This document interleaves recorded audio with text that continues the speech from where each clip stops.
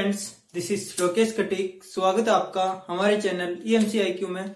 आशा करता हूँ आप सभी लोग अच्छे होंगे और अपनी पढ़ाई कंटिन्यू कर रहे होंगे। तो आज की वीडियो के अंदर अपन पढ़ने जा रहे हैं फिजिकल केमिस्ट्री की नेक्स्ट यूनिट। वो है आपके इलेक्ट्रोकेमिस्ट्री यानी विद्युत रसायन। एक यूनिट अपन ने ऑलरेडी पढ़ ली है, कौन सी? थर्मोडायनेमिक्स वाली। और अब अपन पढ़ रहे हैं विद्युत रसायन, है ना। तो इसके अंदर कुछ बेसिक बातें जो आपको पता होनी चाहिए कि जैसे अपन बात करते हैं विद्युत चालक, विद्युत के चालक ही नहीं कहते हैं। तो ऐसे पदार्थ जो अपने में से होकर विद्युत का प्रवाह होने देते हैं उन्हें विद्युत के चालक कहते हैं। जैसे जैसे सोना, तांबा, आपकी चांदी, लोहा, ये सभी के विद्युत के चालक है। फिर होते हैं कुछ चालक जो अपने में से होकर विद्युत का प्रवाह नहीं होने देते। तो ये तो अपन को सबको पता है। अब अपन बात करते हैं कि इसके अंदर से आप एक आता है विद्युत चालकता। विद्युत चालकता, तो विद्युत चालकता किसे कहते हैं? तो चालक पदार्थों में से विद्युत धारा का प्रवाह होना क्या कहलाता है? विद्युत चालकता। मतलब जो भी चालक पदार्थ है उनमें से जो विद्युत धारा प्रवाहित हो रही है तो उसे अपन क्या कहेंगे? विद्युत चालकता कहते हैं। सिंपल भाषा में विद्युत चालकता किसे कहते हैं? विद्युत धारा के प्रवाह को, विद्युत धारा के प्रवाह को क्या कहते हैं? विद्युत चालकता कहते हैं।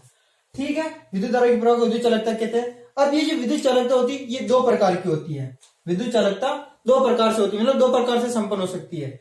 एक अपन बोलते हैं इसे धात्विक चालकता,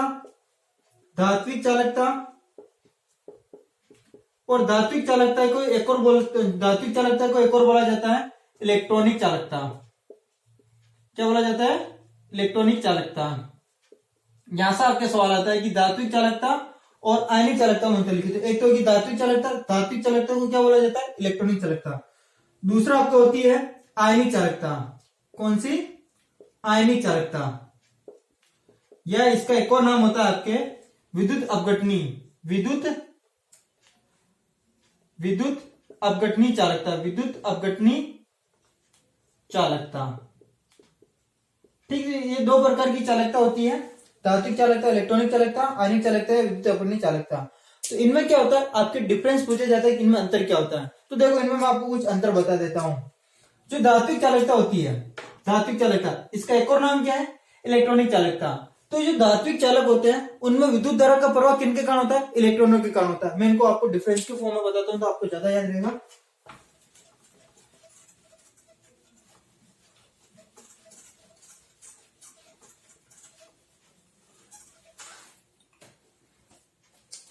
एक तरफ इधर मैं लिख रहा हूं आपके इलेक्ट्रॉनिक चालकता, या इलेक्ट्रॉनिक चालक लिख दो बोली, इलेक्ट्रॉनिक चालक। और इधर आप लिख दो या तो आयनिक चालक लिख दो या विद्युत अपघटनी चालक लिख दो, विद्युत अपघटनी चालक। ठीक है, अब देखो क्या होते हैं ये।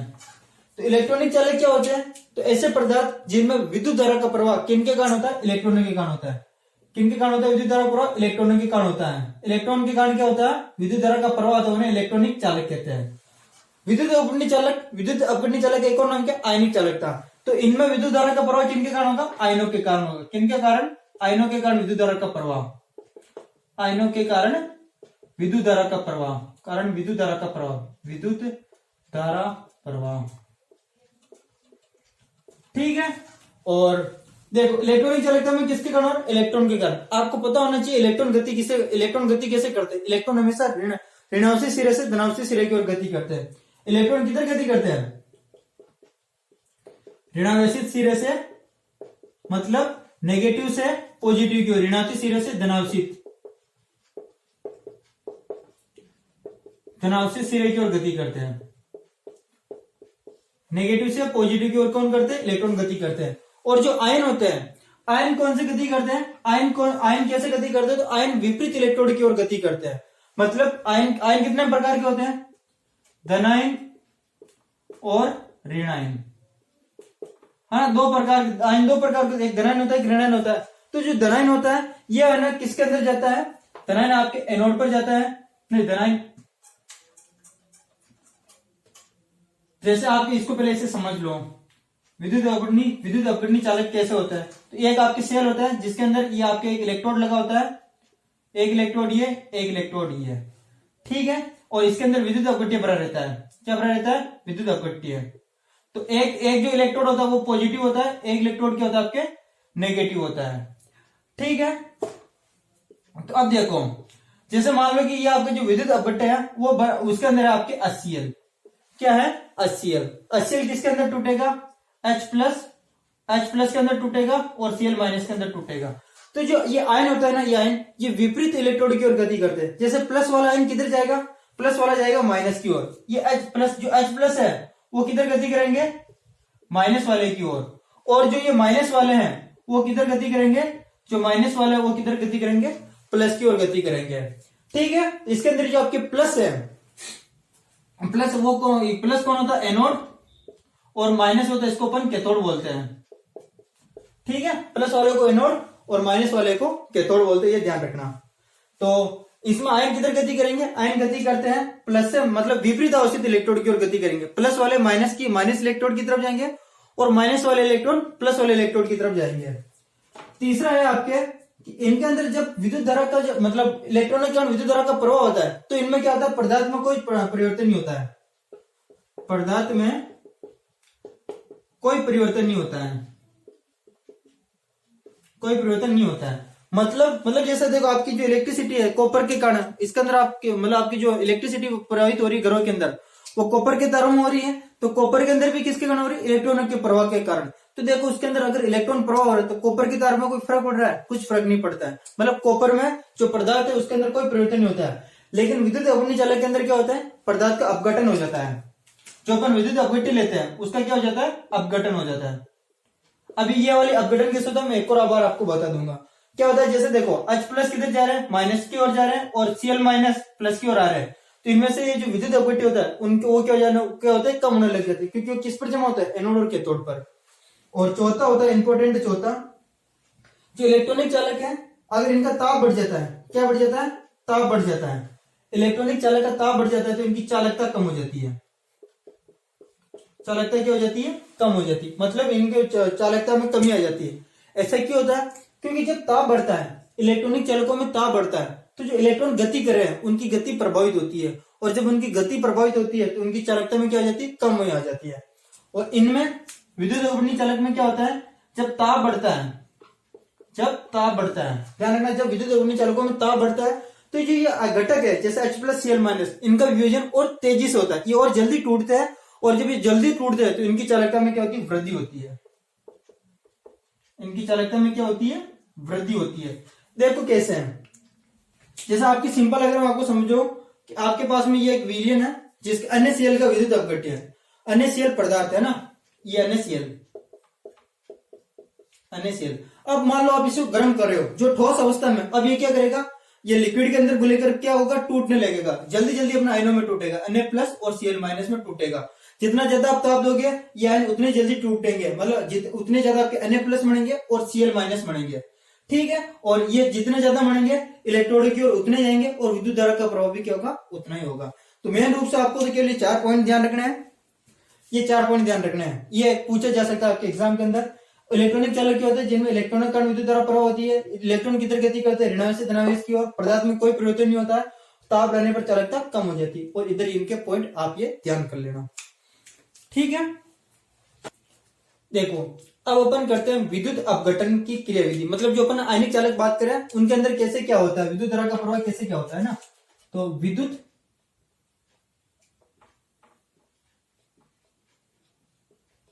अपघटन की क्रियाविधि ये नहीं पूछी जाएगी, बस थोड़ा सा समझ लो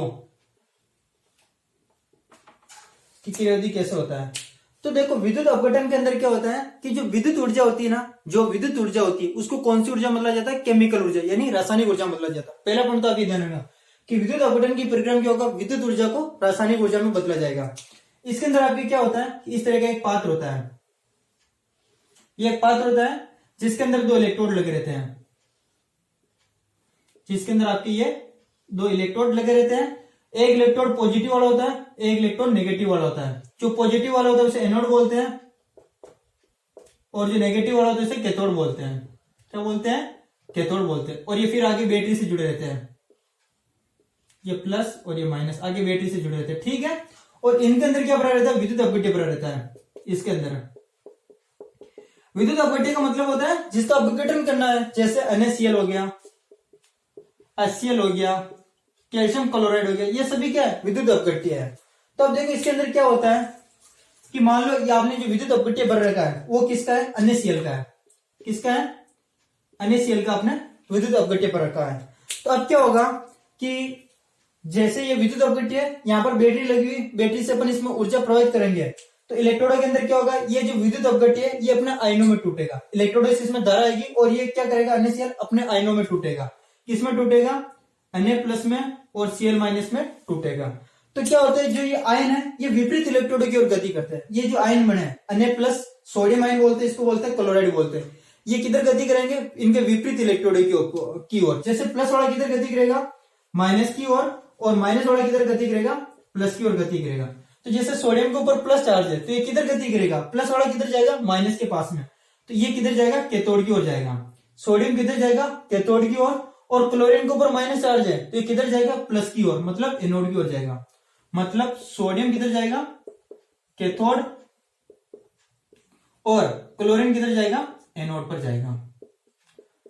तो देखो अब होता क्या है, जैसे ये क्लोरीन है, क्लोरीन किधर जा रहा है, एनोड पर जा रहा है, तो यहां पर क्लोरीन नहीं है, क्लोरीन के ऊपर माइनस चार्ज है, ये क्लोरीन माइनस। ठीक है, ये क्या करता है, ये क्या करता है, एक इलेक्ट्रॉन दे देता है और बनाता है, क्लोरीन बनाता है। एक इलेक्ट्रॉन का त्याग करता है, ये क्लोरीन क्या करता है, एक इलेक्ट्रॉन का त्याग करता है और क्या बन जाता है, क्लोरीन बन जाता है। यहाँ पर ये आयन है, ये क्या माइनस लगा इसलिए क्लोरीन आयन है, और ये सिंपल क्लोरीन है। और अपन को यह भी पता है कि क्लोरीन कभी भी परमाणु के रूप में नहीं होता है, क्लोरीन गैस है, इसलिए हमेशा अणु के रूप में पाई जाती है। यहाँ पर Cl2 लिखेंगे अपन, क्या लिखेंगे, Cl2। ध्यान रखना, क्लोरीन कभी भी सिंगल नहीं पाया जाता है, ये 2 के रूप में पाया जाएगा। ये 2 है तो इनको भी 2 कर दो, 2 और 2। ठीक है, ये प्रोसेस किस पर हो रही है, कैथोड पर। अब एनोड पर क्या होगा, सॉरी ये एनोड पर हुई थी, क्लोरीन वाली कहां पर हुई, एनोड पर। तो कैथोड पर अब क्या होगा, कैथोड पर क्या होगा, ये जो सोडियम प्लस आयन है, कौन सा, सोडियम प्लस आयन, भाई देखो Na+ है, ये तो जा रहा है कैथोड के ऊपर, तो ये सोडियम प्लस आयन क्या करेगा, एक इलेक्ट्रॉन ग्रहण करेगा। क्या करेगा, एक इलेक्ट्रॉन, और वो इलेक्ट्रॉन कहां से आएगा, वो इलेक्ट्रॉन यहां से आएगा। क्लोरीन जो इलेक्ट्रॉन त्यागेगा वो इलेक्ट्रॉन कौन ग्रहण करेगा, सोडियम, और ये क्या बना लेगा, Na बना लेगा, सोडियम। इस तरह से ये आपके प्रोसेस होती है पूरी। मतलब एनोड पर तो क्या होता है, क्लोरीन इलेक्ट्रॉन त्यागता है, और कैथोड पर क्या होता है, ये सोडियम इलेक्ट्रॉन ग्रहण करता है। अब देखो आपको पता है ऑक्सीकरण और अपचयन, ऑक्सीकरण और अपचयन किसे कहते हैं। तो सिंपल से ऑक्सीकरण और अपचयन को पहचानने का सबसे बेस्ट तरीका है ऑक्सीडेशन अंक। देखो ऑक्सीडेशन अंक का मतलब इनके ऊपर कितना चार्ज है। मतलब देखो क्लोरीन के ऊपर कितना चार्ज है, यहाँ पर अभी -1 चार्ज है, कितना, -1 चार्ज है। इधर क्लोरीन के ऊपर कितना चार्ज है, कोई चार्ज है क्या, प्लस माइनस लिखा हुआ इस क्लोरीन के ऊपर, पर यहाँ पर कोई प्लस माइनस लिखा हो नहीं लिखा हो, मतलब यहाँ पर कौन सा चार्ज है, माइनस चार्ज है। अब देखो यहाँ पर -1 चार्ज है, इधर कितना हो गया, 0 हो गया। तो बताओ -1 बड़ा है, 0 बड़ा है, भाई -1 बड़ा है, 0 बड़ा है, तो आपका को 0 बड़ा है, कौन बड़ा है, 0 बड़ा है। तो इधर से इधर जा रहे हैं तो क्या हो रहा है, ऑक्सीकरण अंक में वृद्धि हो रही है। और जब ऑक्सीकरण अंक में वृद्धि होती है तो ध्यान रखना है इस पदार्थ का क्या होगा, ऑक्सीकरण होगा। क्या होगा, ऑक्सीकरण। आपने पढ़ रखा होगा ऑक्सीकरण अपचयन के बारे में। और जब एक पदार्थ का ऑक्सीकरण होता है तो दूसरे पदार्थ का अपचयन होगा। तो यहाँ पर क्या हो रहा है, अपचयन हो रहा है। तो ऐसा पूछा जाता है कि किस पर ऑक्सीकरण और किस पर अपचयन होता है। तो ध्यान रखना, एनोड पर क्या होता है, ऑक्सीकरण होता है, कैथोड पर क्या होता है, अपचयन होता है। और अगर पता चलना चाहते हो कि अपचयन हो रहा है तो यहाँ पर कितना, यहाँ पर आवेश कितना है, मतलब यहाँ पर ऑक्सीकरण अंक कितना है, सोडियम का +1 है, इधर कितना है, 0 हो गया। तो देखो अब ऑक्सीकरण अंक यहाँ पर कम हुआ, यहाँ पर +1 था जो 0 हो गया, कम हो गया। और जब ऑक्सीकरण अंक कम होता है तो अपचयन होता है, जब ऑक्सीकरण अंक बढ़ता है तो क्या होता है, सॉरी जब ऑक्सीकरण अंक बढ़ता है तो ऑक्सीकरण होता है, और जब ऑक्सीकरण अंक कम होता है तो अपचयन होता है। तो बस आपको इसमें ये ध्यान रखना है, विद्युत अपघटनी सेल, ये जो प्रोसेस, ये पूरा जो पात्र बना है ना, इसे अपन बोलते हैं विद्युत अपघटनी सेल, विद्युत अपघटनी सेल। यहां से आपके सवाल नहीं आएगा, ये वाला सवाल नहीं आता, बस आपको पता होना चाहिए कि अपन क्या पढ़ रहे हैं, विद्युत अपघटनी सेल। अपन एक और पढ़ेंगे, अपन पढ़ेंगे रासायनिक सेल, जिसके अंदर उल्टा होता है, वहां पर एनोड माइनस होगा, कैथोड प्लस होगा, है ना, इसलिए बताया मैंने यहाँ पर, क्योंकि आप वहां पर डेनियल सेल में कंफ्यूज हो गए। ये आपके हो गए हैं विद्युत अपघटनी सेल की क्रियाविधि। ओके, देखो अब आपके 2 नियम पूछे जाते हैं एग्जाम के अंदर, फेराडे के नियम। किसके नियम, फेराडे के नियम, फेराडे का प्रथम नियम और द्वितीय नियम। तो अपन को अब ये करने हैं। अब अपना टॉपिक है विद्युत विद्युत मतलब फेराडे के नियम आपके पूछे जाते हैं कि फेराडे का प्रथम नियम लिखिए या फेराडे का द्वितीय नियम लिखिए। इसका एक और नियम होता है विद्युत अपघटन के नियम। तो पहले मैं हेडिंग डाल देता हूं, विद्युत अपघटन के नियम।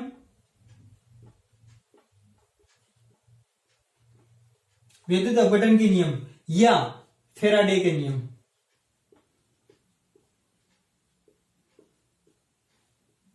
फेराडे के नियम। तो ध्यान रखना, विद्युत अपघटन के नियम पूछे, फेराडे के नियम आपके ये लिखा गया, फेराडे के नियम लिखे। तो इसने दो नियम दिए थे, प्रथम नियम और द्वितीय नियम। तो देखो प्रथम नियम क्या है, फेराडे का प्रथम नियम है ना। प्रथम नियम किसका, फेराडे का। तो फेराडे कहता है कि अपन ने जो विद्युत अपघटन सेल लिया है, जैसे ये वाला सेल था, इधर देखना, ये आपके दो इलेक्ट्रोड है, ठीक है, एक प्लस है एक माइनस है। यहां पर कोई पदार्थ भरा हुआ है, मतलब कि कोई विद्युत अपघटन भरा हुआ है। फिर अपन ने कहा मान लो जैसे ये NaCl भरा है, क्या भरा है यहाँ पर, NaCl, Na प्लस और Cl माइनस। तो माइनस वाला इधर आएगा और प्लस वाला इधर जाएगा। तो इधर जाने का मतलब क्या है, ये जो सोडियम है ये किस पर जमा हो रहा है, माइनस पर। माइनस मतलब कैथोड, ये कैथोड और ये आपके एनोड है, ठीक है। ये है सोडियम किस पर जमा हो रहा है, कैथोड पर जमा हो रहा है, और क्लोरीन किस पर जमा हो रहा है, एनोड पर जमा हो रहा है। ये इनकी मात्रा, मतलब ये सोडियम और क्लोरीन कहां पर जाकर जम रहे हैं, तो वो जम रहे एनोड और कैथोड पर जाकर जम रहे हैं। तो विद्युत अपघटन का प्रथम नियम, ये फेराडे का प्रथम नियम कहता है कि ये जो पदार्थ है इन पर जम रहे इलेक्ट्रोडों पर इनकी जो मात्रा होती है, इनकी जो भी मात्रा होती है जिनसे अपन W से दर्शाते हैं, वो समानुपाती होती है इस विलयन में, मतलब इसके अंदर प्रवाहित होने वाले आवेशों के समानुपाती होती है।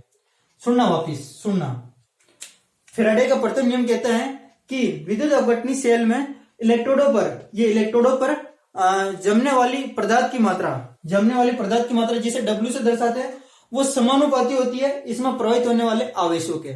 वो किसके समानुपाती होता है, इस सेल के अंदर प्रवाहित होने वाले आवेशों के। W क्या है, W मात्रा है, W आपकी क्या है, मात्रा है। W मात्रा है किसकी, ये पदार्थों की, जैसे सोडियम की, क्लोरीन की मात्रा। Q क्या है, Q आपके आवेश है, Q क्या आपके आवेश है। तो जो W समानुपाती होता है किसके, Q के। अब आपको पता है धारा बराबर क्या होता है, धारा बराबर होता है आवेश बटा समय। क्या होता है, आवेश बटा समय।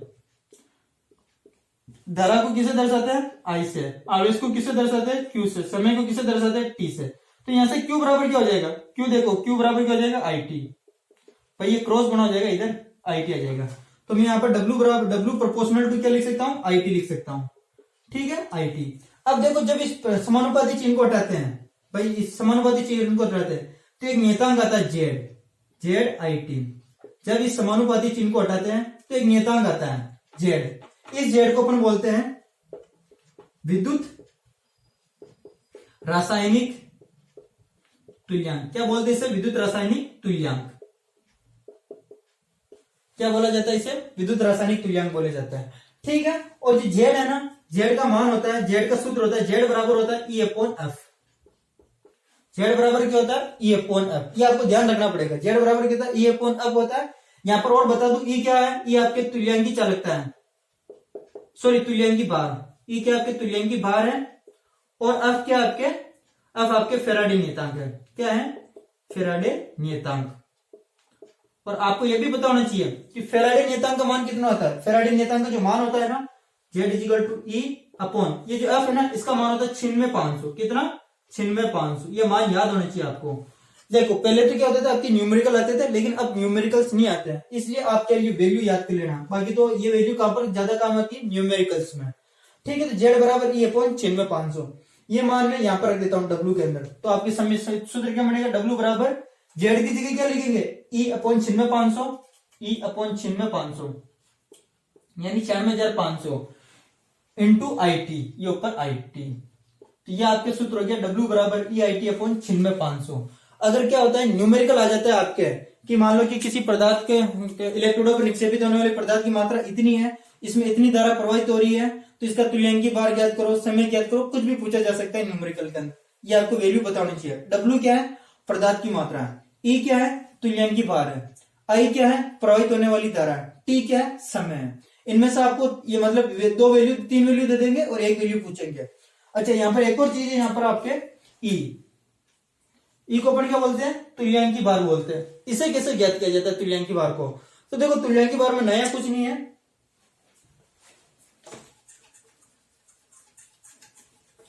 तुल्यांकी भार ऐसे निम्न प्रकार से आपके ज्ञात किया जाता है। जैसे आपकी H2SO4 है, क्या है H2SO4, अगर आप इसे तोड़ोगे तो कैसे टूटेगा, 2H प्लस HSO4 माइनस के अंदर टूटता है ये, है ना। जब इसे पानी के अंदर डाला जाता है या गोला जाता है तो किसके अंदर टूटता है, 2H प्लस HSO4 माइनस के अंदर टूटता है। तो H2SO4 का अगर आपको तुल्यांकी भार निकालना है, क्या निकालना है, तुल्यांकी भार यानी ई निकालना है। तो तुल्यांकी भार बराबर होता है, ई बार बराबर होता है संयोजकता, सॉरी उल्टा लिख दिया मैंने, यह आपके होता है अणुभार बट्टा संयोजकता,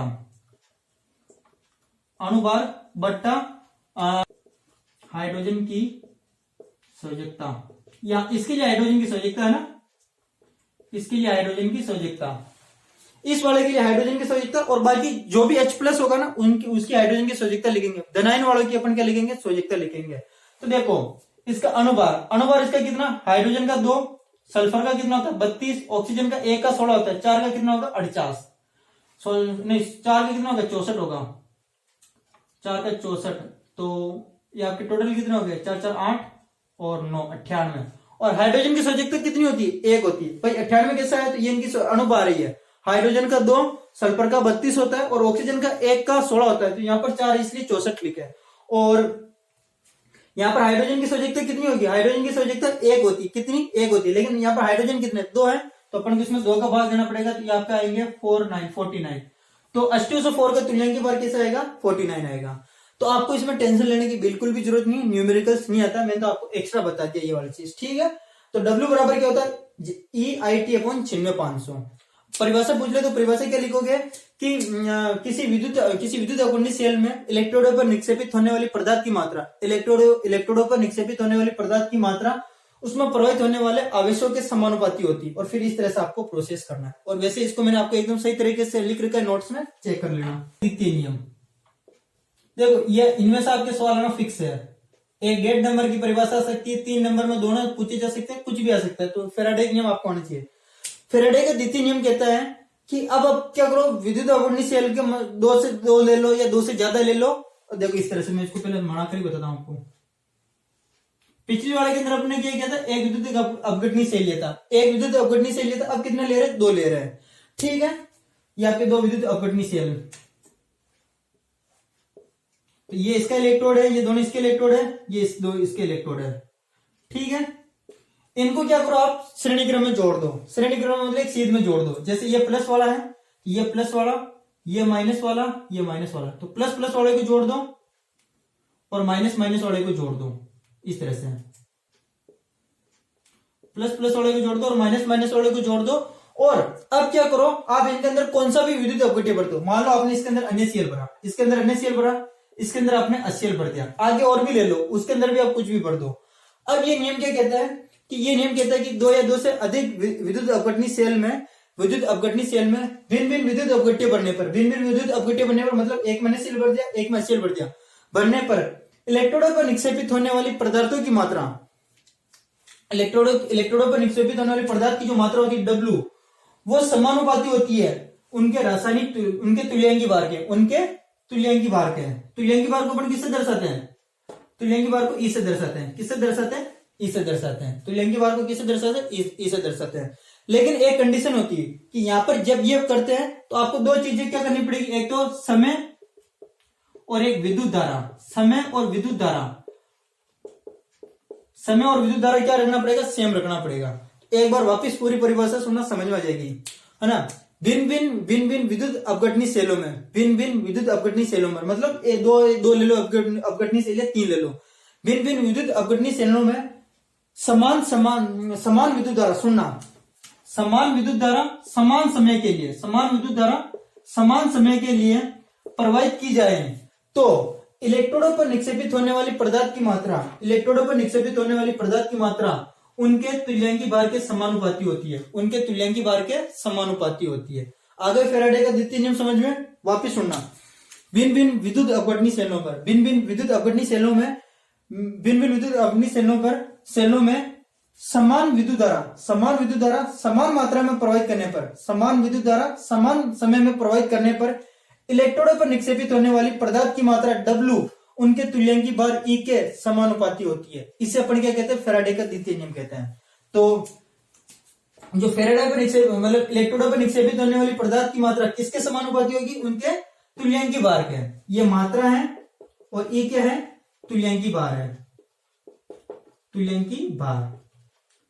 तो देखो इसके लिए, इस पदार्थ के लिए देखो यहां पर पदार्थ की जो मात्रा है वो मैं मान रहा हूं W1 है, प्रोपोर्शनल टू इस, ये जो भी पदार्थ होगा NaCl, इसका तुल्यांकी भार कितना है, E1 है, ठीक है। और इधर मैं ले रहा हूं इस वाले पदार्थ का, जो पदार्थ की मात्रा वो कितनी है, W है, कितनी है, W है। वो समानुपाती होगी किसके, E2 के, E2 यानी इस HCl के तुल्यांकी भार के। अब देखो इनको प्रोपोर्शनल के चिन्ह को हटाऊंगा तो W1 बराबर आपके आ जाएगा KE1, के क्या है यहाँ पर एक समानुपाती नियतांक। इसी तरह इसको भी हटाऊंगा तो W2 इक्वल टू KE2, के भी क्या समानुपाती नियतांक है। देखो जो नियतांक होते हैं ना उनका मान किसी भी पराक्रम के लिए अपना समान होता है। जैसे फेराडे का मान कितना था, F का मान 96,500 था। अब आप कौन सा भी पराक्रम करो F का मान 96,500 होगा, इसलिए यहाँ पर भी K होगा, यहाँ पर भी K होगा। तो देखो यहाँ से मैं K इक्वल टू क्या लिख सकता हूँ, K equal to W1 upon E1। भाई कुछ नहीं किया, इस E को मैं इसके नीचे ले गया तो क्या K equal to W1 upon E1। इसी तरह यहाँ से K इक्वल टू क्या जाएगा, W2 upon E2। K equal to आपके क्या हो जाएगा, W2 अपॉन E2, ठीक है भाई। ये E2 इसके नीचे आ जाएगा। तो अब देखो ये भी K1 है, ये भी K है और ये भी K है, दोनों K बराबर है, मतलब ये K और ये K बराबर है। तो ये दोनों चीजें भी आपस में क्या होगी, बराबर होगी। तो आप क्या लिखोगे, W1 अपॉन E1 बराबर W2 अपॉन E2, ठीक है। अब आप क्या करोगे, इस E1 को तो आप इधर ले जाओ और W1 को इधर ले जाओ, नीचे ले जाओ। तो W1 upon W2 is equal to E1 upon E2। ये आपके फेराडे का द्वितीय नियम है, W1 upon W2 is equal to E1 upon E2, ठीक है। ये तो सिंपल सी मैथमेटिक्स है, वो आपको आती है। तो फेराडे के दो नियम है। प्रथम नियम कहता है कि जो इलेक्ट्रोडों पर, सुनना, प्रथम नियम क्या कहता है, इलेक्ट्रोडों पर जो पदार्थ की मात्रा होती है वो समानुपाती होती है आवेश के, ठीक, ये प्रथम नियम कहता है। द्वितीय नियम कहता है कि जो पदार्थ की मात्रा होती है W वो समानुपाती होती है किसके, तुल्यांकी भार E के। बस ये आपको ध्यान रखना है ना, हो जाएगा। और ये नियम आपको अच्छी तरह से आने चाहिए। देखो मैं इनकी थ्योरी नहीं लिखा रहा हूं क्योंकि थ्योरी मैंने लिखी हुई है, एक बार आप नोट्स देख लेना। अपन करने वाले कुछ परिभाषा, मतलब कुछ परिभाषा करेंगे, इनमें से आपको एक या दो परिभाषा एग्जाम के अंदर देखने को आराम से मिल जाएगी। इन परिभाषाओं को आपको अच्छी तरह से देखना है क्योंकि हर साल यहाँ से सवाल आते हैं, हर साल, है ना। तो देखो आपको एक नियम पता होना चाहिए, ओम का नियम, ओम का नियम पढ़ रखा है। ओम का नियम क्या कहता है, मान लो जैसे ओम का नियम क्या कहता है कि या तो कोई चालक पदार्थ है या कोई भी चालक पदार्थ है, इसके अंदर आप क्या V वोल्ट का मतलब विभवांतर आरोपित करते हो, V वोल्ट आरोपित करते हो, कोई विभवांतर आरोपित करते हो V, जो विभवांतर आप आरोपित करते हो, विभवांतर का मतलब वोल्ट था, वो इस चालक के अंदर प्रवाहित होने वाली धारा I के समानुपाती होता है। तो ओम का नियम क्या कहता है, किसी चालक पदार्थ में, सुनना, किसी चालक पदार्थ में आरोपित वोल्टता को अपन V से दर्शाते हैं, वो समानुपाती होती है इसमें प्रवाहित होने वाली धारा के। वोल्टता V यानी वोल्टता, ये समानुपाती होती है किसके, उसमें प्रवाहित होने वाली धारा के। ये ओम का नियम है, ठीक है। तो फिर अपन क्या करते हैं, इस समानुपाती नियतांक को उठाते हैं तो एक चिन्ह आता है R, मतलब एक नियतांक आता है R। इस R को अपन क्या बोलते हैं, R को क्या बोलते हैं, प्रतिरोध बोलते हैं। R को क्या बोला जाता है, प्रतिरोध। अब प्रतिरोध किसे कहते हैं, तो विद्युत धारा के मार्ग में जो बाधा उत्पन्न होती है, जो रुकावटें आती है, उन्हें क्या कहते हैं, प्रतिरोध कहते हैं, है ना। ओम का नियम ये तो R इक्वल टू क्या हो जाएगा, V अपॉन I। भाई R इधर रहेगा, I इसके नीचे आ गया, तो R इक्वल टू क्या हो गया, V अपॉन I। तो ये R जिसे अपन प्रतिरोध कहते हैं, R का मात्रक क्या होता है, R का मात्रक क्या होता है, ओम, क्या होता है, ओम। अब आप ओम को इस तरह से लिखो, या आपकी मर्जी हो तो आप ओम को इस तरह लिखो, या आपकी मर्जी हो तो आप ओम को इस तरह से लिखो, जैसे आपकी मर्जी हो आप ओम को लिख सकते हो। ये भी ओम है, ये भी ओम है, ये भी ओम है, ठीक है। तो ये आपके किसके मात्रक है, प्रतिरोध के मात्रक। अब आपने ये भी पढ़ रखा है कि जो प्रतिरोध होता है ना, जो प्रतिरोध होता है वो चालक पदार्थ की लंबाई के समानुपाती होता है। जैसे मान लो ये आपके कोई चालक पदार्थ है, तो जो प्रतिरोध होता है R, सुनना, ये जो प्रतिरोध है ये इस चालक पदार्थ की लंबाई के समानुपाती होगा। इसकी लंबाई, मान लो इसकी लंबाई कितनी L है, तो इसकी लंबाई का तो क्या होता है, ये समानुपाती होता है। और इसके अनुप्रस्थ काट क्षेत्रफल के व्युत्क्रमानुपाती होता है। मान लो ये इसका अनुप्रस्थ काट क्षेत्रफल इतना, पूरा क्षेत्रफल तो ये है क्षेत्रफल, और इसका अनुप्रस्थ काट क्षेत्रफल एक भाग का क्षेत्रफल, वो मान लो आपकी कितना A है। तो अनुप्रस्थ काट क्षेत्रफल के क्या होता है, व्युत्क्रमानुपाती होता है। R व्युत्क्रमानुपाती होता है अनुप्रस्थ काट क्षेत्रफल के। ये देखो शायद 11वीं के अंदर पढ़ा होगा या 12वीं के अंदर आपने फिजिक्स के अंदर पढ़ा होगा कि जो प्रतिरोध होता है वो चालक पदार्थ की लंबाई के समानुपाती होता है और अनुप्रस्थ काट क्षेत्रफल के व्युत्क्रमानुपाती होता है। तो समानुपाती को इस तरह से लिखते हैं, व्युत्क्रमानुपाती को 1/a के रूप में लिखते हैं। इनको अपन साथ में क्या लिखेंगे, R प्रोपोर्शनल टू L/A। भाई इनको साथ में ऐसे लिखेंगे ना, R प्रोपोर्शनल टू L/A। अब जब ये प्रोपोर्शनल यानी समानुपाती चिन्ह को हटाते हैं तो आपकी नियतांक आता है R बराबर रो। ये रो है ना, किताब में ऐसे भी बना होता है और रो ऐसे भी बना होता है, तो ये मैं रो ऐसे बना, रो ले अपॉन ए। R बराबर क्या होता है, रो ले अपॉन ए। तो ये आपका एक इंपॉर्टेंट सूत्र है, इसका भी बहुत यूज होने वाला है। R बराबर क्या होता है, रो ले अपॉन ए। यहां पर रो किसे कहते हैं, रो ले है ना, हो रहा है रो ले अपॉन ए, रो ले अपॉन ए। रो किसे कहते हैं, रो को अपन बोलते हैं विशिष्ट प्रतिरोध। क्या बोलते हैं, विशिष्ट प्रतिरोध। ये इसका एक और नाम है क्या, विशिष्ट प्रतिरोध को क्या बोला जाता है, प्रतिरोधकता। प्रतिरोधकता ये समानुपाती चिन्ह है भाई, बस ये आपको ध्यान रखना, समानुपाती चिन्ह नियतांक है ना। तो R इजिकल टू रो ले अपॉन ए, ये इंपोर्टेंट फॉर्मूला आपको पता होना चाहिए। ठीक है, अब मैं इसको बिठा रहा हूं।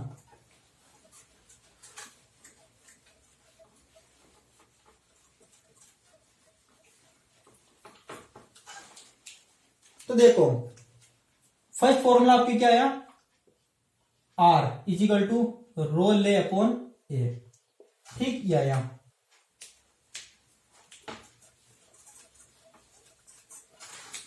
अब अपन दूसरा फॉर्मूला करते हैं आपके, चलो रो का मान निकालते हैं। यहां से रो इजिकल टू क्या आएगा, विशिष्ट मतलब प्रतिरोधकता में बोल रहा हूं ना, प्रतिरोधकता किसे बोलते हैं, रो को बोलते हैं, है ना, रो। अच्छा, अब यहां से रो कैसे ज्ञात करोगे, तो भाई साहब रो तो यहां पर रहेगा, ए ऊपर चला जाएगा, एल नीचे आ जाएगा।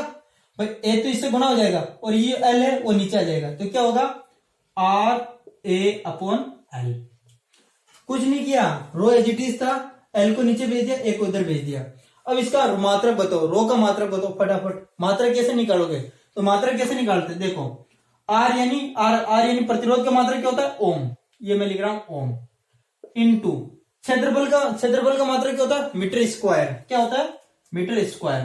ठीक है, मीटर स्क्वायर अपॉन लंबाई का मात्रक क्या होता है, मीटर। ये मीटर, तो देखो 1 मीटर से 1 मीटर कट गया, अब क्या बचा, ओम इंटू मीटर। तो ओम इंटू मीटर, तो आपसे अगर पूछ ले प्रतिरोधकता का मात्रक क्या है, तो आप क्या लिखोगे, ओम इंटू मीटर लिखोगे।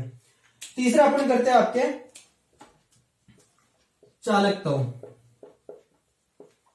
क्या करते हैं, चालकता। ये इंपॉर्टेंट है चालकता।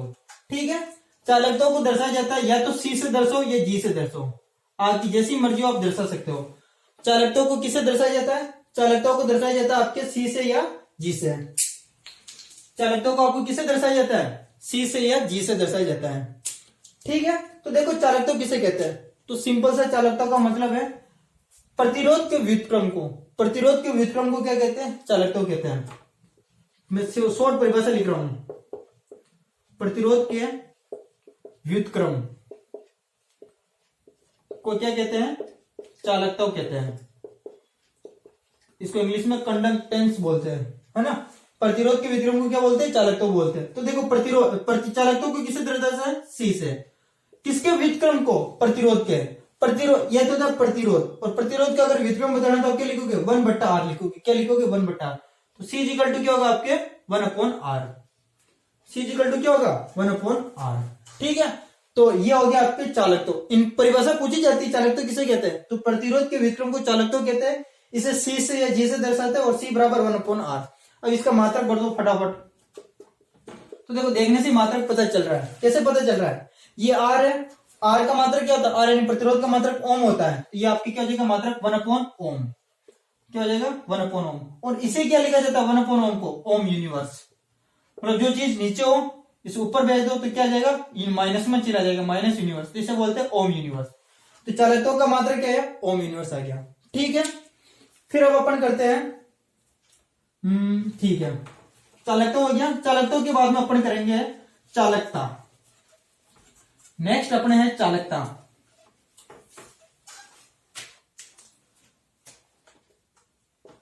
चालकता नेक्स्ट क्या है, चालकता।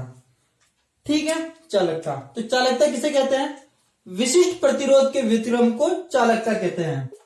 सुनना, विशिष्ट प्रतिरोध, विशिष्ट प्रतिरोध या विशिष्ट प्रतिरोध को क्या बोलते हैं, प्रतिरोधकता। प्रतिरोधकता के व्युत्क्रम को, विशिष्ट प्रतिरोध या प्रतिरोधकता के व्युत्क्रम को क्या बोलते हैं, चालकता बोलते हैं। ठीक है, अच्छा चालकता को किसे दर्शाते हैं, चालकता को दर्शाते हैं कप्पा। कप्पा मैं हिंदी में लिखता हूं पहले तो, कप्पा किसे दर्शाते हैं, कप्पा से, ये नाम ध्यान रखना। और कप्पा कैसे बनाया जाता है, कप्पा साइन तो के बनाओ, के और इस के को थोड़ा सा ऐसे कर दो, इस तरह से झुका दो। अरे ये क्या, ये जो साइन दिख रहा है ना, ये कप्पा का साइन है। किसका, कप्पा का साइन। तो कप्पा, कप्पा क्या है, चालकता किसके व्युत्क्रम को, विशिष्ट प्रतिरोध के। तो विशिष्ट प्रतिरोध यानी रो, तो अभी लिखा अपन ने विशिष्ट प्रतिरोध यानी रो। ठीक, ये हो गया। तो देखो कप्पा इजिकल टू हो गया 1/रो। ठीक है, और रो इजिकल टू क्या होता है, रो इजिकल टू देखो आर इजिकल टू ये, तो रो इजिकल टू क्या हो जाएगा, RA/L। भाई रो यहां से तो निकाला, तो मैं इस रो की जगह क्या लिख सकता हूं, मैं RA/L भी लिख सकता हूं। तो कप्पा इजिकल टू रो की जगह क्या लिखूंगा, RA, और यार ऊपर चला जाएगा। भाई ये रो नीचे है ना, इसलिए इसको भी उल्टा करना पड़ेगा, तो L/R। अच्छा, चालकता का मात्रक क्या होगा, इसका मात्रक क्या होगा, इसका मात्रक क्या होगा। तो देखो रो का मात्रक आपने क्या लिखा था, रो का मात्रक आपने लिखा था ओम इंटू मीटर। क्या लिखा था, रो का मात्रक ओम इंटू मीटर। तो इसका मात्रक क्या हो जाएगा, देखो 1/ओम इंटू मीटर। ये अब ऊपर चले जाएंगे, तो इसे अपन क्या लिखेंगे, ओम यूनिवर्स इंटू मीटर यूनिवर्स। जब -1 हो तो इसे यूनिवर्स बोलते हैं, ओम यूनिवर्स मीटर यूनिवर्स। ठीक, ये आपके हो गया कौन, चालकता। चालकता को देना कप्पा से दर्शाते हैं। ठीक है, अब आपके है सेल स्थिरांक। अब आपकी क्या है, सेल स्थिरांक।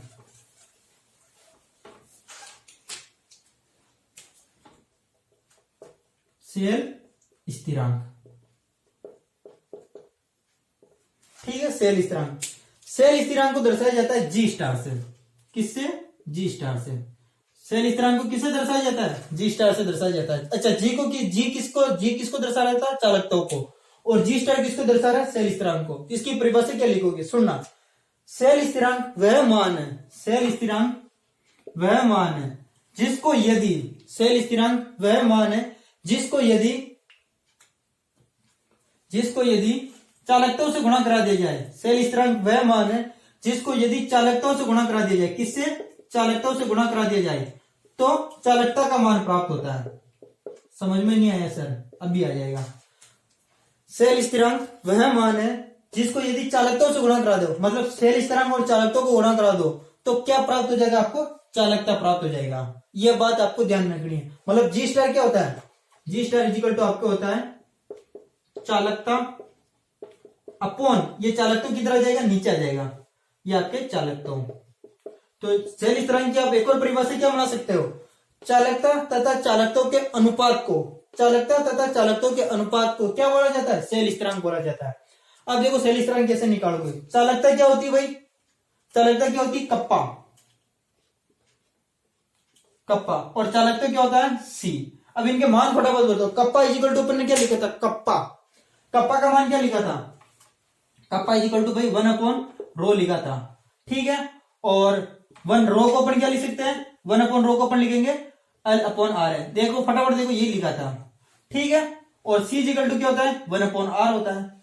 C इजिकल टू 1/R होता है ना। फटाफट पेज पलटो, देखो क्या लिखा है ना। तो देखो कप्पा की जगह आप क्या लिखोगे, L/R है। ठीक है, अपॉन अपॉन सी की जगह आप क्या लिखोगे 1/r, सी की जगह क्या लिखोगे 1/r, तो ये 1/r। अब देखो आपको पता होना चाहिए कि जब इस तरह से हो, जब चार संख्या हो तो ये वाली तो इधर यहां पर जाती है और ये आर ऊपर चला जाता है ना, ऐसे होता है ये। तो देखो आप क्या लिखोगे, ये आर किधर जा रहा है ऊपर जा रहा है, तो मैं इसको ऊपर लिख दू आर को, यहां से हटाकर मैं आर को यहां पर लिख रहा हूं, ठीक है। और ये 1 कहां पर आ रहा है इधर, तो 1 को तो किसी से भी गुणा करो कोई मतलब नहीं है, ये लाइन हटा दो आप, आर से आर कट जाएगा, तो क्या बचेगा अल अपॉन ए यानी जी स्टार। तो जी स्टार का मान क्या हो गया अल अपॉन ए। और देखो इसका मात्रक बताओ फटाफट, इसका मात्रक क्या होगा, लंबाई का मात्रक मीटर, क्षेत्रफल का मात्रक एक क्षेत्रफल है ना मीटर स्क्वायर, तो 1 मीटर से 1 मीटर कट गया, क्या बचा 1/मीटर, और ये मीटर ऊपर जाएगा तो क्या बन जाएगा मीटर यूनिवर्स बन जाएगा। तो चालकता का सेल स्थिरांक का मात्रक क्या होता है मीटर यूनिवर्स होता है। आ गया ना समझ में। देखो सिंपल अगर आप केवल परिभाषा पूछे सेल स्थिरांक किसे कहते हैं, तो सेल स्थिरांक वह मान है जिसको चालकता से गुणा कराने पर चालकता का मान प्राप्त होता है, और ये फॉर्मूला लिखना हो गया।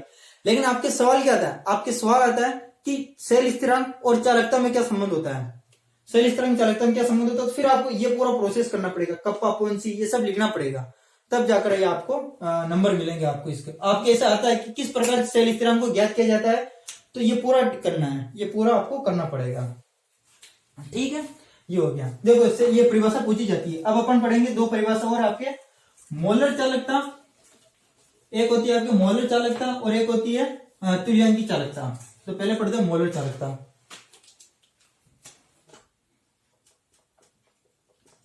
मोलर चालकता, मोलर चालकता, अच्छा मोलर चालकता को किससे दर्शाते हैं, मोलर चालकता को ध्यान रखना लैम्डा एम से दर्शाते हैं। ये लैम्डा ना, ये जो मैं बना रहा हूं ये लैम्डा है और इसके पैरों में एम है, इसको किससे दर्शा रहे अपन मोलर चालकता को दर्शा रहे। तो इधर देखो इसकी परिभाषा कैसे होगी, ये आपके पास में क्या है, आपके एक वो विद्युत अपवर्तनी सेल है, ठीक है। अब देखो इसके अंदर क्या होगा, आपके पास में जो इलेक्ट्रोड है, दो इलेक्ट्रोड, अगर इन दो इलेक्ट्रोडों के बीच की दूरी, इन दो इलेक्ट्रोडों के बीच की दूरी 1 सेंटीमीटर, कितनी 1 सेंटीमीटर, कितनी है 1 सेंटीमीटर, और इनका जो क्षेत्र ये है ना इलेक्ट्रोड, इनका क्षेत्रफल है अनुप्रस्थ काट क्षेत्रफल है वो 1 सेंटीमीटर स्क्वायर है, इनके बीच की दूरी कितनी है 1 सेंटीमीटर है, इनका क्षेत्रफल कितना है 1 सेंटीमीटर स्क्वायर है, और इनके अंदर जो आपने विद्युत अपघट्य भर रखा है, कौन सा भी विद्युत अपघट्य भरो उसका मान कितना है 1 मोल है, कितना मोल है 1 मोल है। बस यहां से परिभाषा बन जाएगी आपके, एक विद्युत अपघटनी सेल है जिसके अंदर विद्युत अपघट्य भर रखा है, वो कितना मान है 1 मोल है, दोनों इलेक्ट्रोड के बीच की दूरी कितनी है 1 सेंटीमीटर है, और ये जो आपने इलेक्ट्रोड ले रखे इनका क्षेत्रफल कितना है अनुप्रस्थ काट क्षेत्रफल 1 सेंटीमीटर स्क्वायर है। तो अब इसकी परिभाषा क्या बनेगी, मोलर चालकता की परिभाषा बनेगी कि 1 मोल विद्युत अपघट्य, 1 मोल विद्युत अपघट्य, 1 मोल विद्युत अपघट्य की चालकता, 1 मोल विद्युत अपघट्य की चालकता, मैं लिख देता हूं 1 मोल विद्युत अपघट्य की चालकता,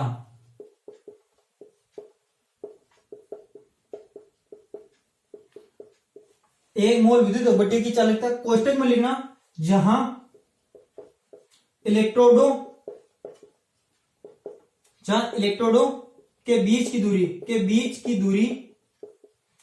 दूरी 1 सेंटीमीटर तथा क्षेत्रफल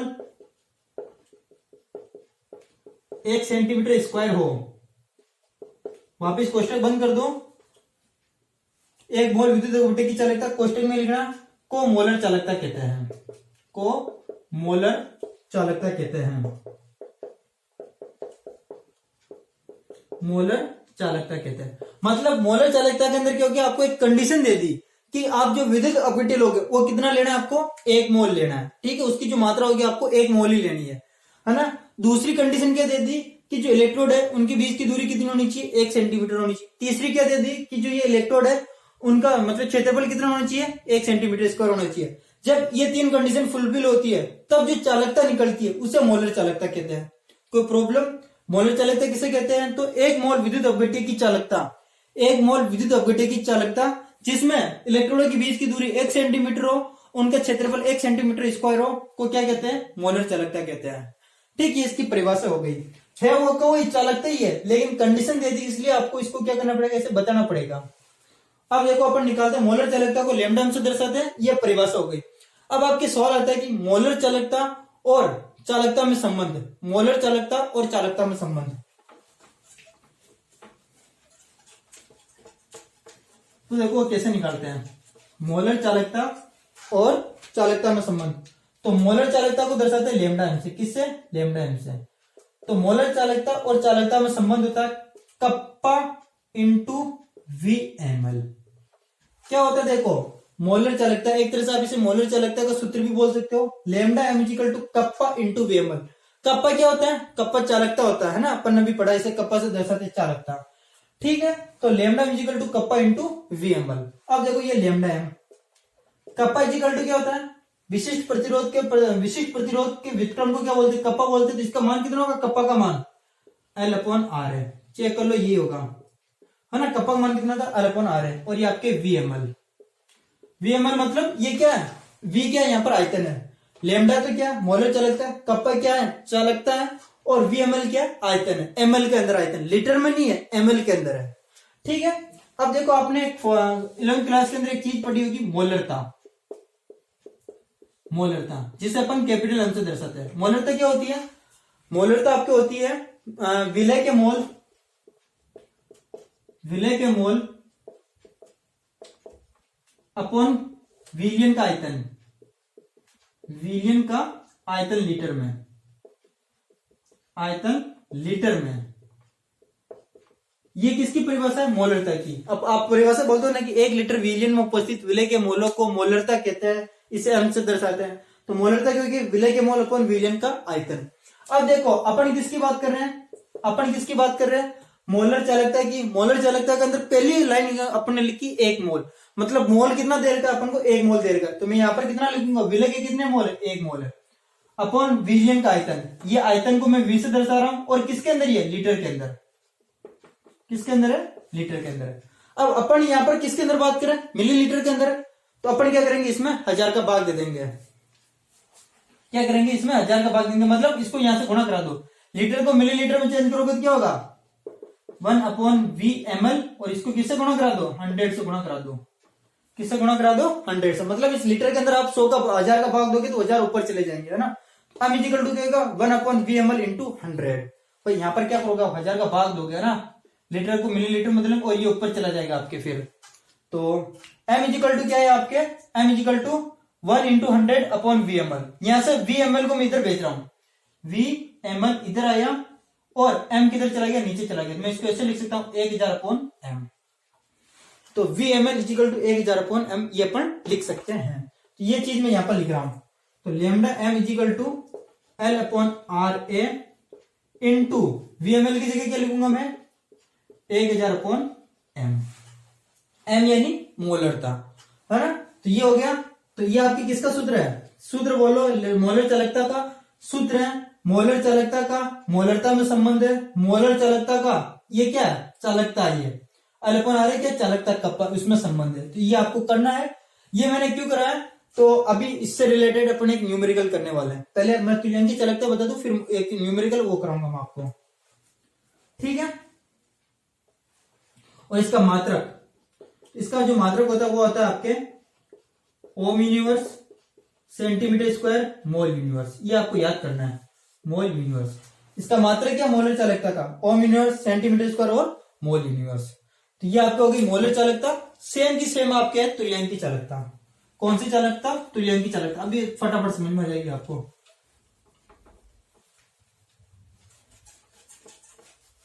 देखो यहां से आप ये करना पड़ेगा, ये परिभाषा आपको याद करनी पड़ेगी, क्योंकि इससे रिलेटेड आपके सवाल पूछे जाते हैं। कौन सी चालकता की बात करें अपन, तुल्यांकी चालकता।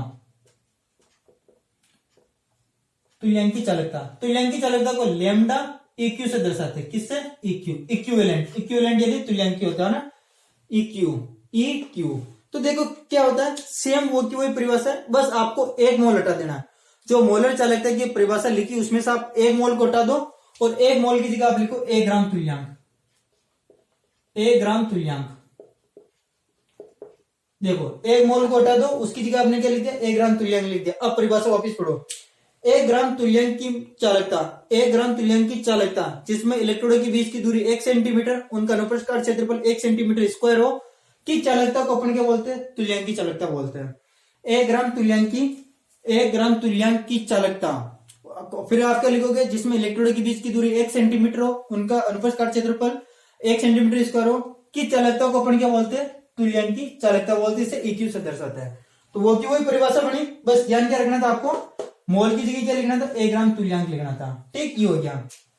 अब इसके अंदर भी अपन कर लेते हैं संबंध। तो देखो लैम्डा एक्यू इजिकल टू क्या होगा? लैम्डा इजिकल टू आपके होता है कप्पा, क्या होता है? Kappa into वीएमएल। सेम वो की हुई परिभाषा, सेम वो की हुई परिभाषा। Lambda equal to kappa into VML, बस वो की हुई, क्योंकि उसमें भी अपन चालकता की बात करें और आयतन क्या करेंगे? वीएमएल ही लेंगे। जो विद्युत अपघटन है उसका आयतन किस में लेंगे? लीटर में, मिलीलीटर में लेंगे। तो ये आपके सूत्र हो गया। अब देखो इसको भी उसकी फॉर्म में लिखते हैं जैसे अपन ने 1000/n लिखा था, m लिखा था। अब आपने एक परिभाषा पढ़ रखी होगी, वो परिभाषा आपने पढ़ रखी होगी नॉर्मलता की। नॉर्मलता देखो ये परिभाषा 11वीं की, ये सब की सब परिभाषा नॉर्मलता। तो नॉर्मलता की परिभाषा होती है ग्राम तुल्यांक अपॉन विलियन का आयतन, ग्राम तुल्यांक अपॉन विलियन का आयतन, विलियन का आयतन, और आयतन भी किसके अंदर? लीटर के अंदर, है ना। तो नॉर्मलता की परिभाषा क्या होती है? 1 लीटर विलियन में उपस्थित ग्राम तुल्यांक की संख्या को नॉर्मलता कहते हैं, है ना। ये शॉर्टकट परिभाषा है। तो देखो ग्राम तुल्यांक तो कितना है? 1 है। इसकी जगह आप कितना लिखोगे? 1 लिखोगे, ये n। और आयतन की जगह आप क्या लिखोगे? v, लीटर लिखोगे, क्योंकि अपन लीटर की बात कर रहे हैं। इसको मिलीलीटर में चेंज करना तो क्या करोगे? यहाँ पर 1000 से गुणा करा दोगे और यहाँ पर आप क्या करोगे? ml लिख दोगे। ठीक है, तो यहां से VML इक्वल टू क्या हो जाएगा? 1000/n। VML equal to 1000/n।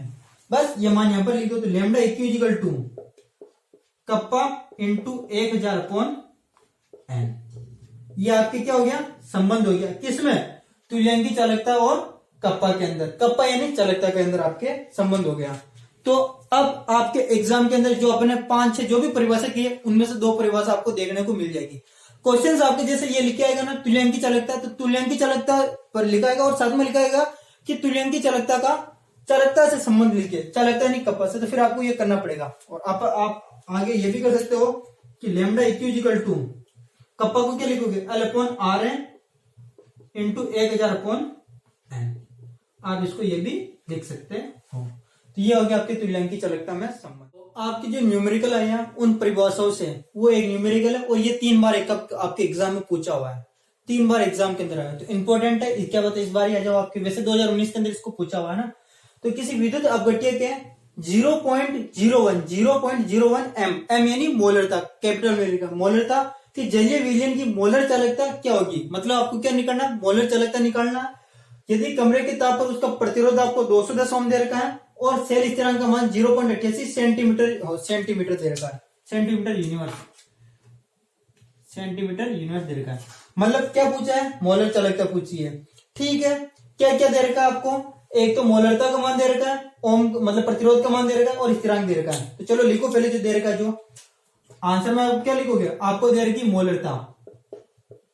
मोलरता यानी कैपिटल एम आपको दे रखा है। कितना दे रखा है? 0.01 m। ठीक है, प्रतिरोध कितना दे रखा है? प्रतिरोध यानी R, वो कितना दे रखा है? 210 ओम। सेल स्थिरांक को मैं G स्टार से लिख दूं, G स्टार। अच्छा, सेल स्थिरांक क्या होता है? L/A। यही होता है ना, अपन ने निकाला लास्ट में, इधर लिखा था, याद करो।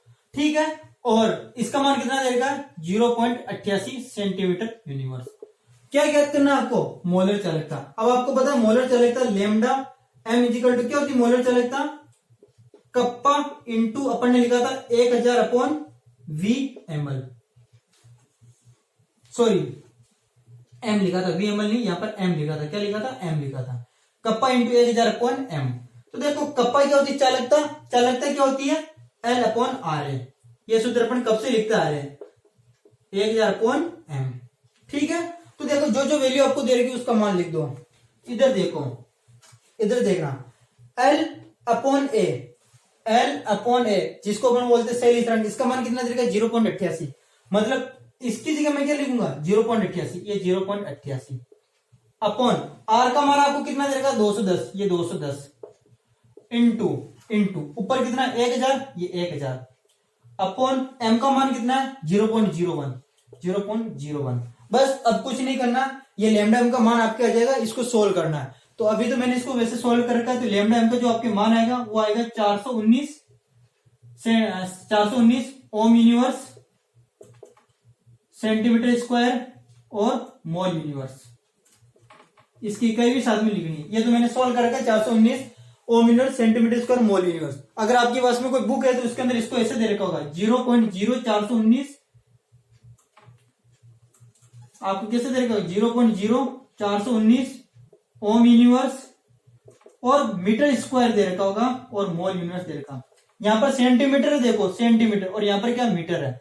सेंटीमीटर को मीटर में बदलने के लिए क्या करते हैं 1000 का भाग देते हैं, है ना। तो वो इसलिए वहां पर मतलब यहाँ पर क्या सेंटीमीटर स्क्वायर है, इसलिए यहाँ पर 1000 का मतलब 100 का भाग नहीं देंगे, मतलब 10,000 का भाग देंगे यहाँ पर 4 0 का, इसलिए ये आएगा। तो ये सवाल आपके देखो 3 बार पूछा हुआ है, क्या पता इस बार भी हो जाओ, तो ये आपको पता होना चाहिए। ठीक है, देखो अब अपन को करना है कोलराउस का नियम। ये भी आपके एग्जाम के अंदर पूछा जाएगा, इस साल इंपॉर्टेंट है। तो कोलराउस के नियम को करने से पहले मैं आपको कुछ 2-3 बातें बता देता हूं। जैसे एक होता है आपके परबल विद्युत अपघट्य, परबल विद्युत अपघट्य, और एक होता है आपके दुर्बल विद्युत अपघट्य, परबल और दुर्बल विद्युत अपघट्य। देखो विद्युत अपघट्य क्या होता है, विद्युत अपघट्य ऐसे पदार्थ होते हैं जिनको अगर गोला जाता है तो वो अपने आयनों में टूट जाते हैं। परबल और दुर्बल लगे तो क्या होगा, परबल ऐसे विद्युत अपघट्य होते हैं जिनको अपने आयनों में तोड़ दिया जाता है तो वह वापिस नहीं बन सकते। फॉर एग्जाम्पल ऐसे देखना, परबल विद्युत अपघट्य किसे कहते हैं, जैसा आपके पास में ये कोई पानी है, ठीक है पानी है, आपने क्या किया इस पानी के अंदर आपने HCl को गोला, किसको गोला HCl को डाला, तो HCl टूट जाएगा H प्लस Cl माइनस के अंदर, किसके अंदर टूट जाएगा H प्लस Cl माइनस के अंदर। मतलब HCl को अगर आप गोलोगे तो घुल जाएगा किसके अंदर, टूट जाएगा अपना H प्लस और Cl माइनस के अंदर। अब अगर आप चाहोगे कि मैं भाई H प्लस और Cl माइनस को जोड़कर वापिस HCl बनाऊं, तो ऐसा नहीं हो सकता। H प्लस और Cl माइनस से वापिस HCl नहीं बनेगा, क्योंकि जब आप HCl को जल में घोलोगे तो पूर्णतः आयनित हो जाता है, पूर्ण रूप से जल में घुल जाता है। परबल विद्युत अपघट्य की परिभाषा वही है, ऐसे विद्युत अपघट्य जो जल में पूर्ण रूप से घुल जाते हैं उन्हें परबल विद्युत अपघट्य कहते हैं। जैसे HCl, ये जैसे आप जल के अंदर डालोगे पूर्ण रूप से घुल जाएगा। जैसे NaCl, इसको भी आप जल के अंदर डालोगे तो पूर्ण से घुल जाएगा और Na प्लस Cl माइनस बनेगा। अब होते दुर्बल विद्युत अपघट्य। दुर्बल विद्युत अपघट्य वे अपघट्य होते हैं जिनको जल में गोला तो पूर्ण रूप से नहीं घुलते, है ना। ये तो क्या होता है पूर्ण रूप से घुल जाता है, आयनित हो जाता है। ये क्या होता है पूर्ण रूप से आयनित नहीं होता है। फॉर एग्जांपल जैसे देखो आपके पास में CH3CCOH है, ठीक ये है। अगर आप इसको जल के अंदर घोलोगे तो ये किसके अंदर टूटेगा CH3COO माइनस और H प्लस के अंदर टूटेगा। तो ये क्या होता है जब इसको जल के अंदर घोला जाता है तो CH3CO माइनस H प्लस के अंदर टूट जाता है। लेकिन अगर आप चाहो तो इस CH3CO माइनस और H प्लस से वापिस ये बना सकते हो। ऊपर वाले में तो देखो मैंने एरो केवल एक ही तरफ लगाया है, दुर्बल विद्युत अपघट्य मैंने एरो दोनों तरफ लगाया, मतलब इससे ये बन सकता है और इससे ये बन सकता है। लेकिन जो परबल विद्युत अपघट्य इसमें केवल ये बन सकता है, इससे ये नहीं बन सकता है। तो ये हो गया आपके परबल विद्युत अपघट्य, दुर्बल विद्युत अपघट्य, पता होना चाहिए आपको।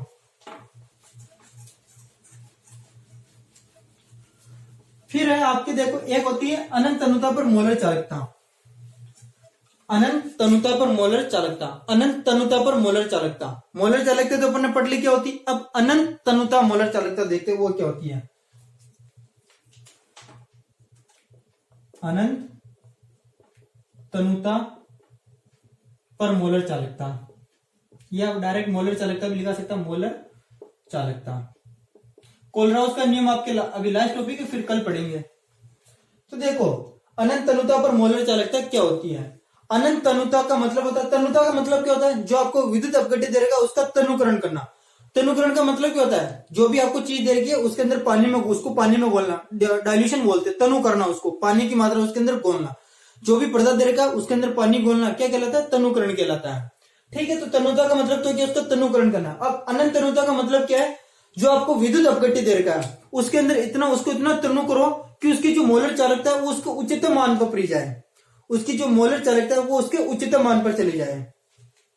जैसे देखो, मान लो कोई भी आपके पास में विद्युत अपघट्य हो सकता है, कोई भी विद्युत अपघट्य, उसके अंदर क्या करो आप, उसमें उतना तनु करो, इतना तनु करो कि उसकी जो मोलर चालकता है उसका आपको उच्चतम मान प्राप्त हो जाए। मोलर चालकता का उच्चतम मान प्राप्त हो जाए।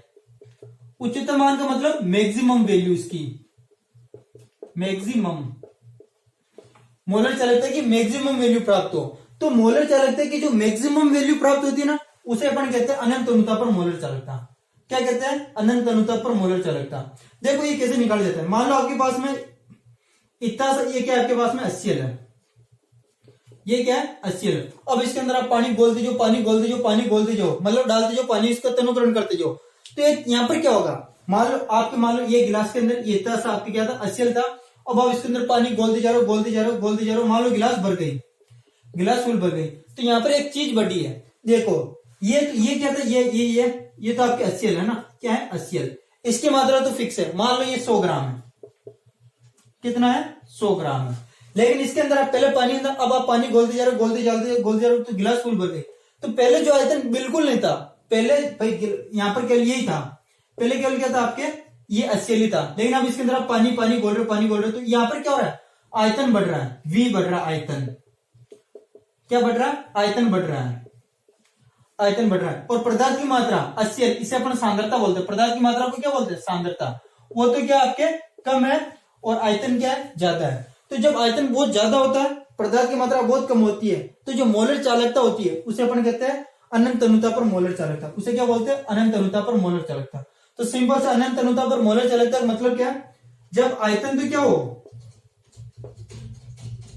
आयतन तो आपके क्या हो, बहुत ज्यादा हो, आयतन आपके क्या हो, बहुत ज्यादा हो,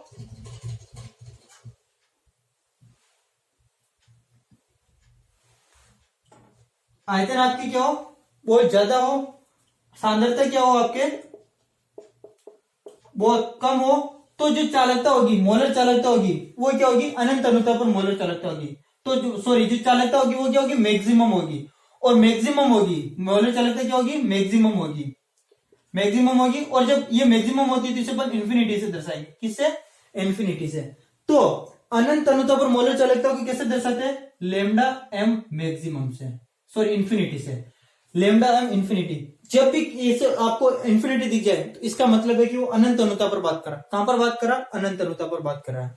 तो अनंत अनुता का सिंपल सा मतलब है जो मोलर चालकता है उसका सबसे उच्चतम मान, सबसे चरम मान, वो क्या कहलाता है? अनंत अनुता पर मोलर चालकता कहलाता है। ठीक है, तो ये आपको ध्यान रखना। और ये कंडीशन कब प्राप्त होगी? जब आयतन बहुत ज्यादा हो, सांद्रता बहुत कम हो, तब आपको क्या प्राप्त होगी? मोलर चालकता प्राप्त होगी। कहां पर? अनंत पर। ओके, ये वर्ड बहुत बार यूज होगा आपके, अनंत अनुता पर मोलर चालकता, ये वाले। अब आपके एक लास्ट टॉपिक है वो पढ़ते हैं, वो है आपके कोलराउस का नियम, मोस्ट इंपोर्टेंट।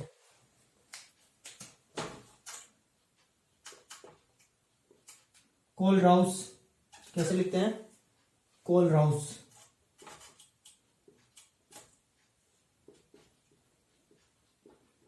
कोलराउस नियम। देखो इसका आपके एग्जाम में आने के चांसेस है, आपके क्वेश्चन भी आया हुआ है। कोलराउस नियम किसे कहते हैं और इसके अनुप्रयोग लिखिए, केवल अनुप्रयोग लिखने थे ना। तो कोलराउस नियम किसे कहते हैं? तो देखो, किसी विलयन की अनंत, परिभाषा सुना, किसी विलयन की अनंत अनुता पर मोलर चालकता किसी विलयन की अनंत अनुता पर मोलर चालकता उस विलयन में उपस्थित धन तथा ऋणांक की मोलर चालकताओं की आयनिक चालकताओं का योग होती है। समझ भी नहीं आया तो देखो परिभाषा में लिखता हूं, किसी कोलराउस का नियम कहता है कि किसी विलयन की अनंत अनुता पर मोलर चालकता, किस पर? अनंत तनुता पर मोलर चालकता, अनंत तनुता पर जो मोलर चालकता होती है जिसे अपन लैम्डा एम से दर्शाते हैं, लैम्डा एम इन्फिनिटी से दर्शाते हैं, वो क्या होती है? वो इस विलयन में उपस्थित धनायन तथा ऋणायन की अनंत तनुता पर, धनायन, ये धनायन तथा ऋणायन की अनंत अनुता, ये धनायन की अनंत अनुता और ये ऋणायन की अनंत अनुता क्या योग के बराबर होती है। मतलब जो अनंत अनुता पर जो मोलर चालकता होती है, कोलराउस के नियम के अनुसार अनंत अनुता पर जो मोलर चालकता होती है, ये किस पर है? अनंत अनुता पर मोलर चालकता होती है वो धनायन की अनंत अनुता, और पॉजिटिव लगा इसलिए धनायन की अनंत अनुता, और नेगेटिव लगा इसलिए ऋणायन की अनंत अनुताओं का योग होती है। तो कोलराउस का नियम क्या होता है? एक बार वापस बोलो, किसी विलयन की अनंत अनुता पर मोलर चालकता, किसी विलयन की अनंत अनुता पर मोलर चालकता धनायन की अनंत अनुता पर मोलर चालकता तथा ऋणायन की अनंत अनुता पर मोलर चालकता का योग होती है। आगे परिभाषा समझ में वापस बोल दूं तो किसी विलयन की अनंत अनुता पर मोलर चालकता उसमें उपस्थित धनायन तथा ऋणायन की अनंत अनुता पर मोलर चालकता का क्या होती है, योग होती है। और इसे इस तरह भी लिखा जाता है lambda m infinity is equal to plus v plus lambda plus infinity और v minus lambda minus infinity. अब ये v प्लस ये क्या है, v मतलब इनको गामा बोलते हैं, वैसे गामा प्लस गामा माइनस, तो गामा प्लस धनायनों की संख्या है, गामा माइनस ऋणायनों की संख्या क्या है, गामा प्लस धनायन की संख्या है, धनायन संख्या, और गामा माइनस ऋणायन संख्या, कौन सी संख्या, ऋणायन संख्या। अब देखो मैं आपको इसको सवाल से बताता हूं, जैसे आपके है ना CaCl2 है, कैल्शियम क्लोराइड है, अगर ये आपके टूटता है, आपसे पूछे कैल्शियम क्लोराइड की अनंत अनुता पर मोलर चालकता ज्ञात करो, तो ये किसके अंदर टूटेगा, कैल्शियम प्लस 2 और 2 क्लोरीन माइनस के अंदर टूटेगा। ये किसके अंदर टूटेगा, कैल्शियम प्लस 2 और क्लोरीन माइनस 2 में टूटेगा। ठीक है, अब आपको क्या होगा, अगर आपको पूछा जाएगा कि इसकी अनंत अनुता पर मोलर चालकता ज्ञात करो, तो ये धनायन है, ये ऋणायन है, इसकी मोलर चालकता आपको ऑलरेडी दे रखी होगी, तो इसकी मोलर चालकता जो होती है ना कैल्शियम की वो 120 होती है, कितनी 120, और क्लोरीन की होती है 76 होती है, तो कितनी होती है 76 होती है। ठीक है, ये मैं आपको बता रहा हूं, तो इसकी आपको मोलर चालकता ज्ञात करनी अनंत अनुता पर, तो लैम्डा एम इंफिनिटी ये सूत्र लगाएंगे। अब देखो यहाँ पर ये प्लस क्या है, प्लस क्या है, धनायन की संख्या, यहाँ पर धनायन कितना है अपने पास में, ये एक ही तो धनायन है, इसका एक है, तो धनायन कितना है, एक है, तो ये एक इनटू लैम्डा प्लस इंफिनिटी, इसकी वैल्यू कितनी है, इसकी वैल्यू मतलब कैल्शियम की चालकता कितनी दे रखी 120 प्लस प्लस 2 क्या है यहाँ पर ऋणायन की संख्या है, तो ये 2 इनटू क्लोरीन की कितनी दे रखी 76। अब आपको इनको गुणा कराना है, 120 प्लस 6 दूनी 12 80 1 7 दूनी 15 और 16 नहीं 16 ना 152 कितनी होगी 152। अब इनको जोड़ लो आप तो 2 7 272, तो कैल्शियम क्लोराइड की अनंत अनुता पर मोलर चालकता कितनी आएगी 272, और इसके फिर इसका फॉर्मूला क्या होगा, ओम मात्रा क्या होगा, ओम यूनिट सेंटीमीटर स्क्वायर मोल यूनिवर्स, इसकी इकाई हो गई। ठीक है, तो इस तरह से ये आपके कौन सा नियम है, कोलराउस का नियम है, किसी विलयन की अनंत अनुता पर मोलर चालकता उसमें उपस्थित धनायन की मोलर चालकता तथा ऋणायन की अनंत अनुता पर मोलर चालकता का योग होती है ये, और ये गामा माइनस गामा प्लस क्या है, तो उनकी कितनी संख्या, जैसे कैल्शियम यहाँ पर कितना 1 है, क्लोरीन कितना है 2, तो इनकी संख्या है। अब इनके देखो अनुप्रयोग है, तो वैसे तो अनुप्रयोग को भी डेरिवेशन करना होता है, लेकिन आपके बुक में नहीं दे रखा है, तो केवल इनके अनुप्रयोग कौन से 3 अनुप्रयोग जो सुन लो केवल। इसके अनुप्रयोग क्या है, कोलराउस के नियम की सहायता से दुर्बल विद्युत अपघट्य की तुल्य मोलर चालकता ज्ञात कर सकते हैं, दुर्बल विद्युत अपघट्य की मोलर चालकता ज्ञात कर सकते हैं। दूसरा होता है इसमें दुर्बल विद्युत अपघट्य की आयनन की मात्रा ज्ञात कर सकते हैं। तीसरा होता है इसमें दुर्बल विद्युत अपघट्य का आयनन स्थिरांक ज्ञात कर सकते हैं। मतलब समझ रहे हो, ये दुर्बल जो कोलराउस का नियम है ये किस पर लागू होता है, दुर्बल विद्युत अपघट्य पर लागू होता है। किस पर, दुर्बल विद्युत अपघट्य पर, प्रबल विद्युत अपघट्य पर ये लागू नहीं होता है। ठीक है, तो देखो पहला तो क्या होता है, सब में दुर्बल विद्युत अपघट्य लिखना, दुर्बल विद्युत अपघट्य की मोलर चालकता ज्ञात कर सकते हैं, अनंत अनुता पर मोलर चालकता, अनंत अनुता पर मोलर चालकता। ठीक है, दूसरा होता है दुर्बल विद्युत अपघट्य की आयनन की मात्रा ज्ञात कर सकते हैं, आयनन मात्रा। और तीसरा क्या है, आयनन स्थिरांक ज्ञात कर सकते हैं, आयनन स्थिरांक। तो ये आपके कंप्लीट है कोलराउस का नियम। ठीक है, तो इस वीडियो के अंदर अपने जो भी पढ़ा वो सब इंपॉर्टेंट है, और इंपॉर्टेंट भी शुरू का अगर मैं बता देता हूं तो आपको परिभाषा सारी आनी चाहिए, और अभी ये कोलराउस का नियम पढ़ा ये आपको आना चाहिए, ये इंपॉर्टेंट है, एग्जाम के अंदर आएगा। नेक्स्ट वीडियो के अंदर अपन पढ़ेंगे आपके आरएनएस का नियम क्या है, मतलब आरएनएस का सिद्धांत पढ़ेंगे, डिब्बे हिकल का नियम पढ़ेंगे, और उसके अंदर इंपॉर्टेंट पढ़ेंगे शीतलन प्रभाव, इलेक्ट्रॉनिक प्रभाव, ये पढ़ने वाले हैं। और फिर अपन पढ़ेंगे हिटोर्प विधि और चल सीमा विधि, जिससे अपन अभिगमनांक ज्ञात करेंगे। तो कल जो नेक्स्ट वीडियो आने वाली वो आपके लिए इंपॉर्टेंट होगी। ठीक है, तब तक आप पढ़ाई करते रहे, नेक्स्ट वीडियो जल्दी आएगी। Thank you.